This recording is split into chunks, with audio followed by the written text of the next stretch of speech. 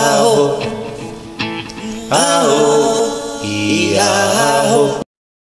Hi, welcome to our channel, Aportes Afro-Costarricenses y Diasporicos. My name is Carmen Hutchinson Miller, and I am a trained historian, and I am also a Costa Rican born in the province of Limon, the area where a second wave of people of African descent settled for the construction of the railroad in Costa Rica. So what I want to share with you today is a little bit of the history of how these people came to be part of the Costa Rican society in the late 19th century. So let me share with you some slides that I have prepared for you. As I said, I am going to focus on the second wave of people of African descent coming into Costa Rica. Why we say the second wave? Because Costa Rica, like the rest of the world, had slavery, and that was the first wave of people of Africans who were here during the enslaved period in Costa Rica. I want to just focus on the second wave of people and and the challenges that they faced in Costa Rica. It is important for you to understand that Costa Rica is a mestizo country, right? I know internationally, probably it is projected as a Caucasic country, but no, it is a mixed country. And that mixture happened from the encounter with the Spanish colonizers who came to this part of the world during the 16th century. So we have, so that encounter, that, violent encounter with the original people, the indigenous people, produced the mestizaje. And later on, um, the slave trade began, and then, it presented another layer of ethnicity and Costa Rican soil. So we have the indigenous people, we have the mestizo, which will be the mixture between the indigenous and the Spanish, and then we have the Afro descendants, they have the Africans, and then the Afro descendants, which is the mixture between everybody, right? So we cannot see, and not only Costa Rica, but Latin America as a white region, using the construct that they invented in terms of the colors to assign to the different ethnic groups in the world. So as I said, Costa Rica also participated in the slave trade, and it was abolished in 1824.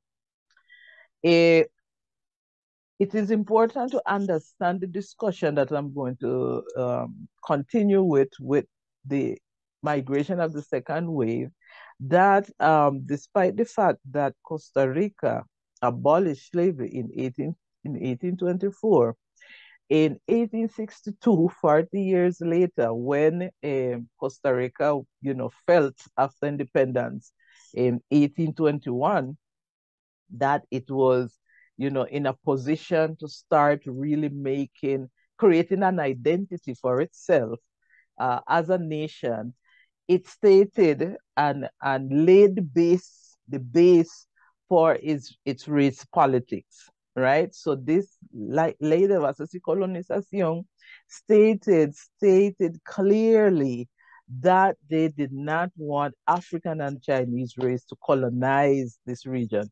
And it is very important to note that they are speaking about a region that is inhabited by indigenous people, right?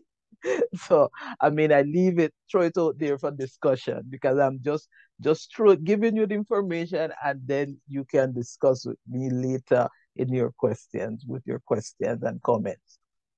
Um, 1 decade later, after this ley de bases y colonización, Costa Rica wanted to construct under the leadership of General Thomas Guardia, wanted to construct a railroad because Costa Rica became very successful in the production of coffee.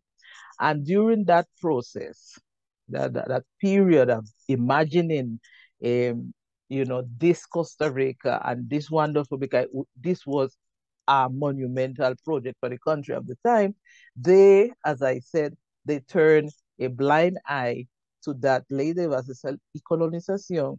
And like Peter Gates says in his publication, these Chinese and these people of African descent became the convenient other, right? Eh, as I said, during the colonial period, we had the mestizaje with the Spanish and the indigenous people, with the Spanish and the Africans, with the Africans, with the indigenous, with, that mixture that create the mestizaje.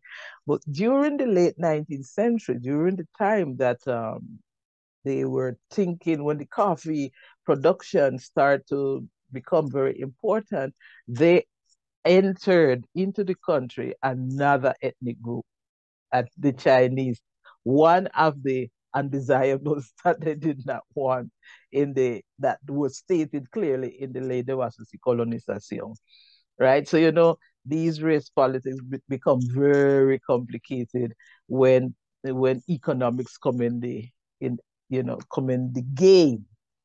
So, as I said, General Thomas Guardia, he was the one who, one of the presidents who decided, look, we have this coffee production. It is not, and we have to market it and we have to market it efficiently. And for that to happen, we have to construct a railroad. And let me explain you why he was so adamant in constructing this railroad.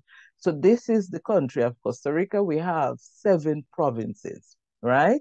So at the time, during that time in the late 19th century, the main province of the time was Punta Arenas on the Pacific side, and the port on the Pacific side.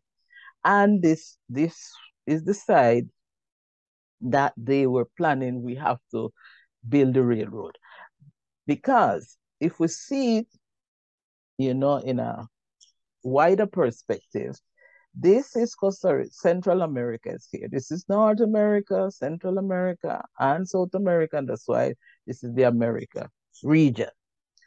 And Costa Rica is around here, and the Pacific, the Puerto de Punta Arenas, is facing the Pacific. And Costa Rica had started to trade in Europe with England, right? And so during that time, just imagine the advanced technology of the time in transportation. By the time they used to trek from the Pacific here, from Punta Arenas and the Pacific, down to Cabo de Hornos, the whole of South America, and then you have to trek back up to get to Europe. So by the time they get to Europe, other competitors were there before, and then actually the coffee bean was spoiling, was getting rotten because of the trajectory in terms of the weeks that they took to get there, right? So uh, General Thomas Guardia said, no, no, no, no, this is not working for us. If we are going to become a modern country, we have to be very efficient in our transportation. And so then he decided that, okay, we've heard of a man that is doing wonders by the name of Henry Meeks, and we want to contract Henry Meeks to construct the railroad for us. So Henry Meeks, he was successful in building railroads in South America. So he had built a railroad in Peru that was very successful, and they tried to hire him. But I guess Henry Meeks, but they say, who are these people? And actually, he handed over the project to his nephew, Minor Keith. So Minor Keith was the person who was in charge of the construction of the railroad in Costa Rica, right? I want to remind you again about the La Ley de Bases y Colonización, which stated clearly during that time, with the blatant racism in Costa Rica, that they did not want African or Chinese race, and that they was encouraging the Europeans to come and colonize a region that was already inhabited by indigenous people. But because of the need of labor force and because they could not get the amount of people that they wanted from Europe, they had to settle for these same undesirable people that they did not want, that it was stated clearly in the legislation. So, as Peter Gay say, they just, turn a blind, well, not Peter Gay said that, but I am saying that they turn a blind eye to the legislation. And as Peter Gay say, the Chinese and the African descendants became the convenient other, right? Because of economic interests. They needed to construct this railroad because they wanted money to come in the country. So they turned a blind eye. So they started to work seriously in terms of looking for immigrants in the Caribbean. And they went up the whole Caribbean, Spanish, French, Dutch Caribbean, English Caribbean. They went recruiting. So this is an example of, look, that recruitment in Jamaica, looking for people to come and work on the railroad. In 1873, we have a little evidence which we historians use to show, like, that would mark one of the official entry of especially Jamaicans in Costa Rica for the construction of the railroad. And as a matter of fact, this year we commemorating 150 years of this migration in Costa Rica. So we have wonderful things planned to remember the ancestors who came. They came, the undesirables came, and they came in their large numbers from the English-speaking Caribbean, particularly. As I mentioned, they came from all over the Caribbean, but mainly from Jamaica. And according to Aviva Chomsky, over 20,000 20,000 Jamaicans alone came, and then the rest, small migrations from the rest of the Caribbean, as mentioned there, and they came to work. So, it is very interesting how things work out. They did not want these people, and these were the ones who came in the large numbers. So they came and they settled along the coast of the province of Limon and in the city of Limon, right? Unfortunately for the administrators of the time and the companies, the project lasted extremely long because they faced financial challenges. And actually, the historiography said that they offered land to some land along the way of the construction of the railroad for some of them to stay, and some of them stayed. They stayed for 9 months without pay, and a lot of them had to return home. Um, so the project lasted 19 years to be completed. A project that probably, I don't know, probably 3 years or something like that. It lasted 19 years. So 19 years, what is the implication of that? So these Caribbean people, they faced a lot of challenges at the beginning, death of their family members in Costa Rica. So Chomsky is telling us that at least 4,000 lives were lost in the first 25 miles of building this. So, it is very important to understand that migrants, they are just not numbers. They are human beings. They had a history. They left family at home. When I look at this, when I look at this, the date that they came the month in December. So, in December, people are celebrating Christmas and stuff like that. And you imagine your family member having to leave to go to this foreign country and, for better life, and then to know that they just die on the job. So to try to put a face and a history to these people, make it a little more meaningful, and help us to empathize a little more with migrants around the world.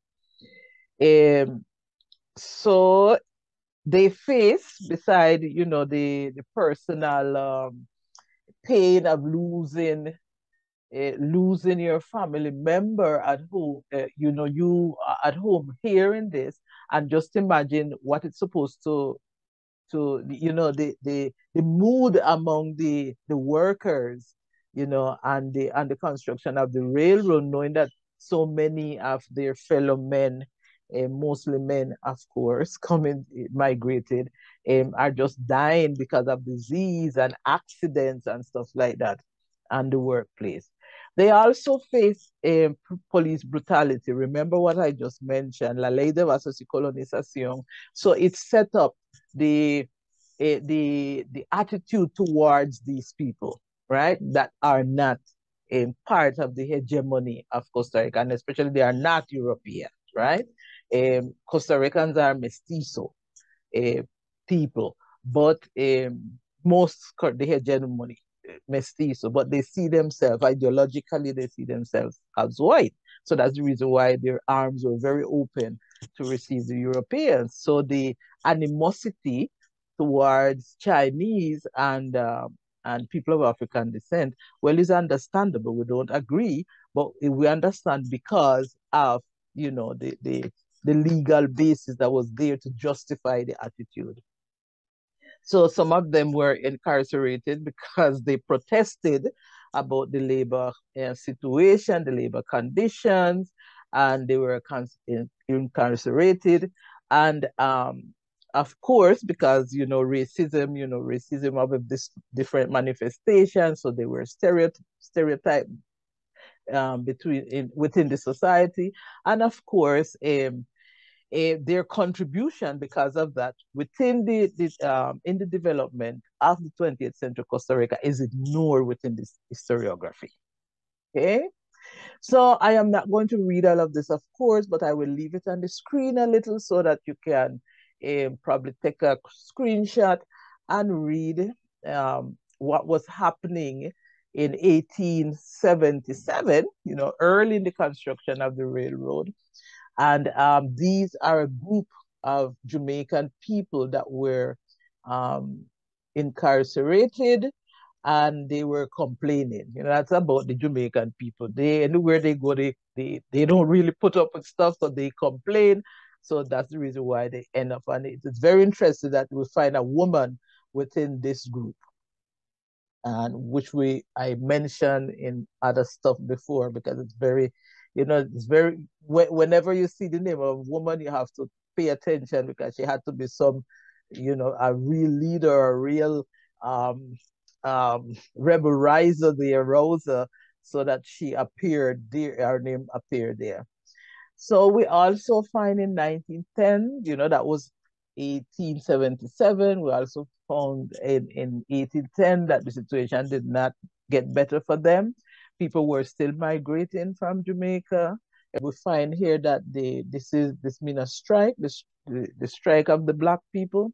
And then, of course, it was terrible the way they treated them, right? So again, we will not go into all of this because we don't have the time, but I will just put it on the screen if you want, so that you could read it later on. So it's talking about the United Fruit Company contracting 600 people to come and to work on the construction of the railroad. And when they came, the contract wasn't there. All what they promised them was not there. So they protested, and of course the police beat them up and stuff like that. Okay, so that is that. So they also face the negativity towards them from the hegemonic group in Costa Rica. So we have in 1906 this individual writing about these people coming in, entering that territory of Costa Rica, Limon, where they are, and how they are going to they are real damage to the race, and how they are going to, because the danger is always the reproduction of these people. So this person is concerned that they are going to reproduce mulattoes, which we don't use that term much. We talk about Afro descendants, Afro mestizos, and all the stereotypes that we find, this is very loaded what we find here. So the term Negro, which we don't use anymore, the fact that, that construct that the black man is a danger, and the fact that they mention mulattoes mean that, the black man getting involved with the white woman, and the result of that, is not good, because it is an unfortunate crossing. So you see, this alone is a whole discussion that we could have of the loaded I, the ideology of racism, with these people in Costa Rica. They also face deportation because of the strikes. So we find in 1919 again, a lot of them were deported because it is said that they were being ill-treated, they were being flogged, and they protested, and they deported them. So the situation was not easy for them in this country. So then when we look at going into the second decade of the 20th century, of course, if we don't deal with the situation of racism, and the racism was so blatant then, we're seeing it reproduce in the different areas of human endeavor, of everyday life.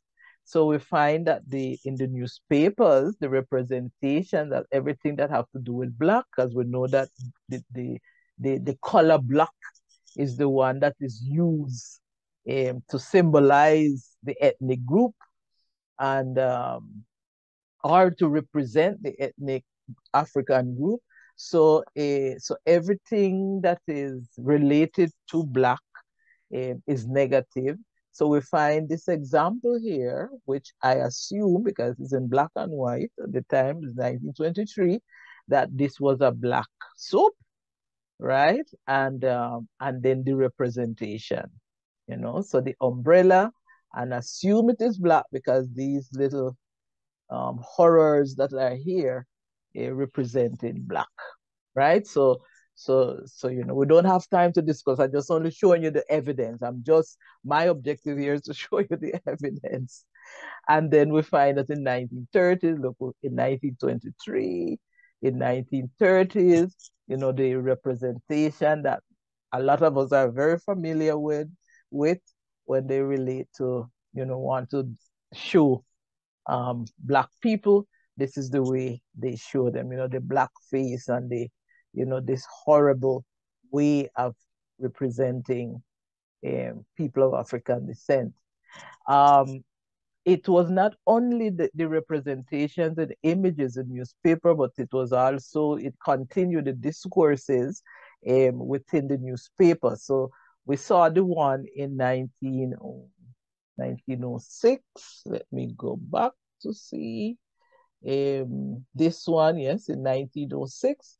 And now we have another one in 1934, which talking about that there were too many people. There were 4,000 black people in the city, in the Central Valley.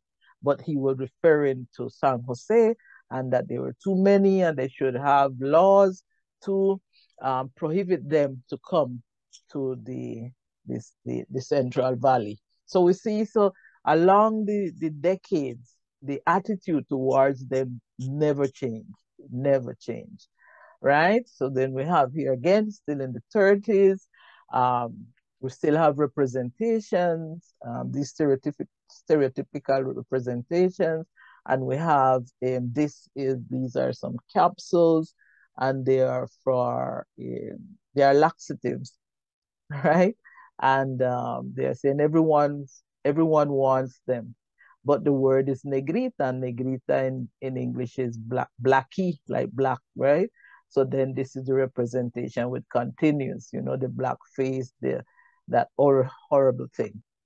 And people are reading these newspapers every day, fathers, children, mothers, everybody, the hegemonic group. So then that definitely would not help the attitude towards these people. Then we have the animosity and against the religions that were not Protestant religions. It is important to note that when the Caribbean people came, they came also with their religion, right? So that make it even a little more difficult for them to interact or to be accepted within the society, because they come in as the most of them, because not only Black Afro came, Afro Caribbean, but the most of them were Afro. So, they did not like them because the law said it clearly, they did not want African people. They spoke a different language, which the most of them spoke English, that the most of them were coming, the Jamaicans from the English-speaking Caribbean, and Costa Rica is Spanish, and they come in with the Protestant religion, and Costa Rica, the main religion is the Catholicism. And then among those groups, you had those with the Afro religions. And then, of course, they started to demonize them. And not only them, among the same Caribbean people, they did not see a lot of these. They did not accept, the Pocomi and the Shout Baptists and those among themselves. But within the larger Costa Rican society, they start to demonize and actually, you know, so we see here, so they're talking about the Pocomia, they put Cocomia because they don't know how to spell it, the Pocomia, and how it is diabolic, right? So you have a lot, you actually have a scholar who write about it, and how they really deal with the sacerdotes, the priest of the Pocomia, and they actually send them, deported them and stuff like that. So this is an example of a Pocomia priest that was deported with his wife, right? Then we have again we continue with the with the representation, and this one is very interesting because at the time we had in Costa Rica uh, a basketball team, a female basketball team, and on the team you had a Afro Costa Rican woman, and she was very well, it is whenever we are in the spaces for us to be recognized positively, we have to be very good. So she was very, very a good player, and they played regionally in Central America, and I think they won a couple of games. So when they returned, they celebrated them, and so this is the way they represented. I guess they wanted to represent. Oh, we have a black one in the group, and then Estamos de Alegría. They still advertising the laxative, but they use the laxative, and that combine the fact that they're happy that the team won, and the negritas, right? And you see they're dancing around. And so, it is very interesting how we have to learn to read these images, right? So see it again, con desfile, because desfile mean parade, and they made a parade for them, and then con desfile. So see the imagery. right? The imagery, the negritas, and this is the way they represent us. So, of course, we have the scientific discourses also. So we have the everyday people, right, giving them their opinion about the Black people, that they are going to contaminate the race. There are these mulattoes and the vices and stuff like that. We have the representation and images, and we also have the ideological discourses. So we have this Don Clodomiro Picado was a very successful geneticist and Costa Rican. He had, studied out of the country. So when he came, as a matter of fact, we have a clinic with his name today. And you also have different theater at universities with his name. So you must know how prominent he was. And then when he came back to Costa Rica, and then because he's a scientist, he discovered that our blood is blackening.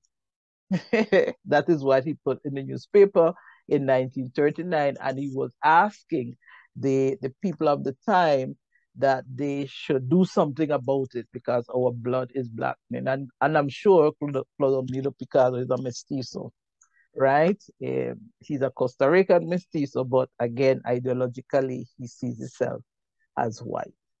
And then, this was in 1936 and 39, and I still have more examples, but time is running out.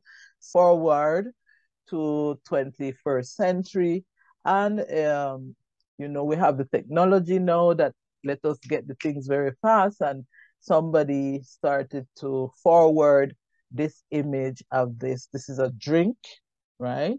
And then they were advertising. I guess they were rebranding or something like that, and this is the way they represented the Black people in Costa Rica. So of course, the people through WhatsApp, the people protested, and they took it down.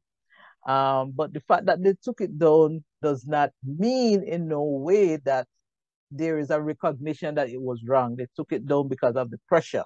So it means that the ideology is still there, right? The ideology to see us always, in this way, it's still is there in Costa Rica. So this was the place where they put it. That is a mall in Costa Rica in San Jose. And they were the ones, but they pulled it down, and people were asking for apology. I don't think they did it and gave any apology. What they did was just bring it down because of the pressure, right?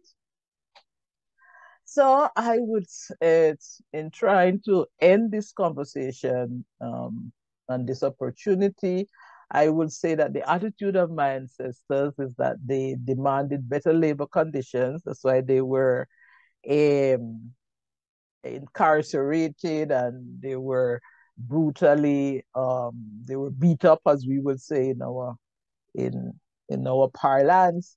Um, they demanded and they fought to be recognized as citizens. They preserved Jamaican identity markers, like the speaking of the Jamaican Creole. Today we call it the Limon Creole. We still have 19th century food that we still prepare, like the rice and beans, the pati, the pambong.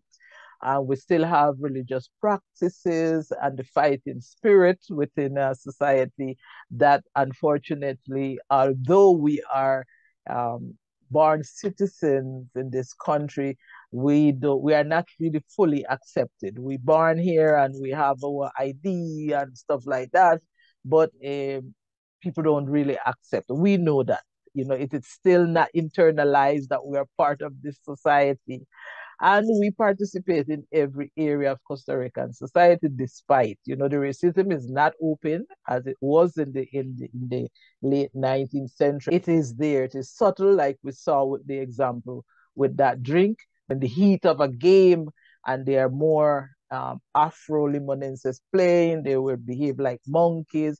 A lot of examples which demonstrate that the racism is still there, but because it is subtle and we don't deal with it, um, in the way that we should, you know, there are a lot of advances in terms of changing legislation and stuff like that, but the attitude of the people is still embedded in as racist because we don't deal with it, right? Our people involved in political activism. We had Marcus Garvey. Marcus Garvey actually came to Costa Rica in two occasions, first as a migrant labor and then as the leader of the UNIA. So, you know, his presence is still in Costa Rica. We still speak about him, not the way we should, but he's still alive in the memory of a lot of people, and we actually still have the organization in the port of Limon. As I mentioned, a lot of laws were changed, like in 1955, because that was a turning point when our ancestors became citizens, the ones that were born here from Jamaican parents and Caribbean in general parents.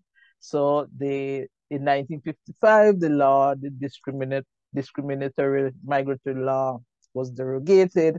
In 1960, well, they are there so that you can read it and ask the questions necessary in the comments.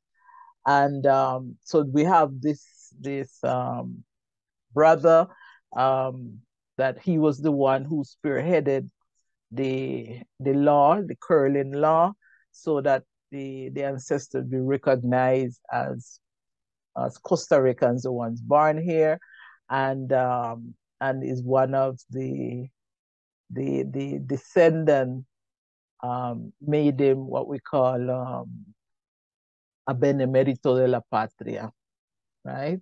And this is Joycelyn Sawyer. She was a member of parliament, and then she was the one who, you know, push along with others, because, you know, you can't do it alone, but she was the one who spearheaded, and to make him Benemerito de la Patria, and also she spearheaded the change of in the art in our constitution, so that it reads today that we are a multi-ethnic and pluricultural society. So that just happened in 2015, but as I said in the beginning, Costa Rica was a multi-ethnic society because of the violent encounter with the Spanish and then with the slave trade. And then we have the privilege to have the first former now vice president of Central America. So we have that. And she's also a descendant of Jamaicans, right? So I will finish here to say that the saga for 21st century of Costa Rica, and the saga continues to dismantle structural racism in Costa Rica. So we see that we have the same images in 1937 and 2022. So I will leave this on the screen for those who are interested, because I think I'm talking too much right now, so that you can see what we have achieved in terms of the activism and, you know, and getting the allies with you. And that will be that. So in honor of my ancestors, I thank you very much for your attention, and hopefully the information is not too convoluted and it helped to understand the situation of Black people in Costa Rica, and especially how the second wave of my ancestors got in this country. Thank you very much. Somos voces de la historia, sangre, tinta y papel.